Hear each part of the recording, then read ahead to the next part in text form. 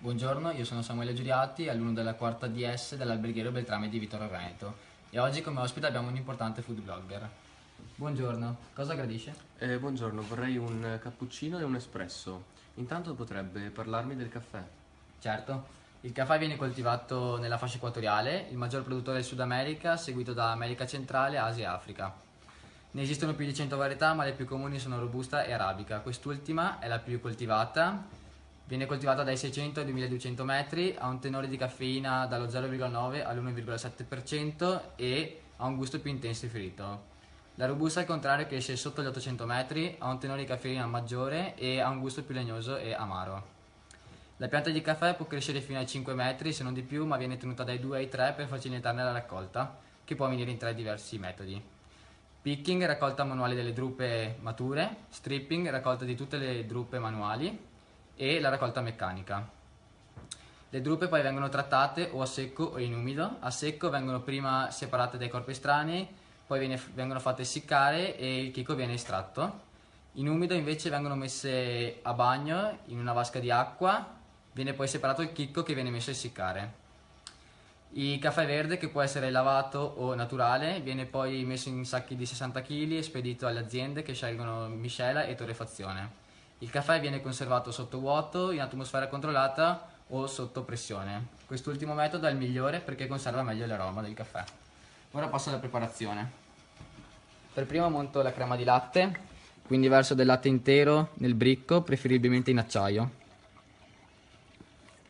Vado a montarlo con la lancia a vapore, sfiato,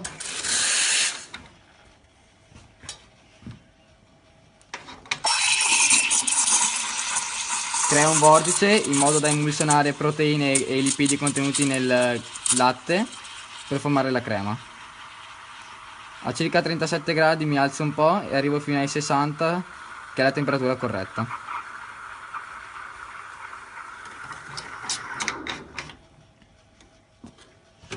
Pulisco esternamente e internamente. Intanto che la crema si riposa, passo alle preparazioni dei due espressi.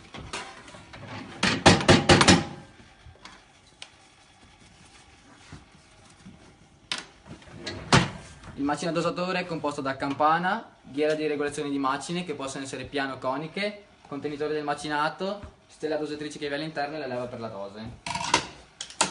La dose corretta per un espresso è di circa 7 grammi con una pressatura pari a 20 kg, preferibilmente manuale, e si effettua un quarto di giro in senso orario.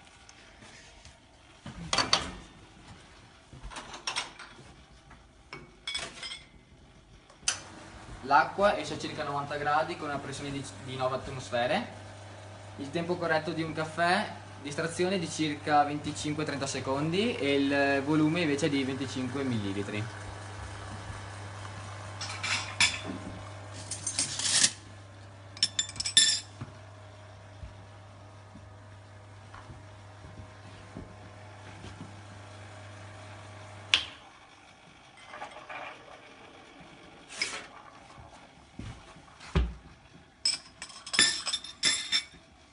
Ora vado a rendere lucida la crema in modo che non ci siano bolle.